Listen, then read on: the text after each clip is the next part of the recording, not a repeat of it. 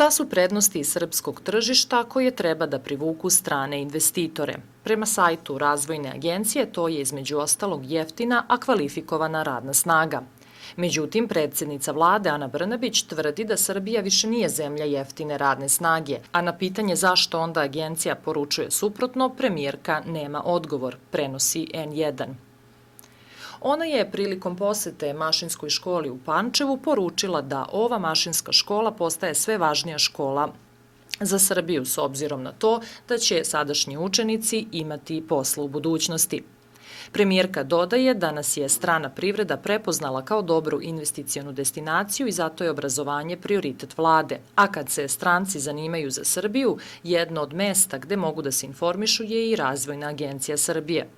Na sajtu te agencije među ostalim prednostima je i jedna koja se tiče troškova radne snage. Kako se navodi, prosečne plate u Srbiji su dovoljno niske da poslovanje bude isplativo, a ukupni troškovi za poslodavce upola su niži od istočno-evropskog proseka.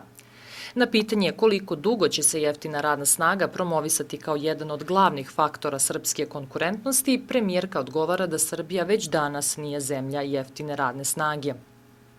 Investicije koje su došle u poslednje vreme, ali i koje su najavljene, uglavnom se odnose na tehnologije niskog nivoa koje zapošljavaju nisko plaćene radnike, smatra izvršna direktorka Centra za istraživanje javnih politika Tanja Jakobi.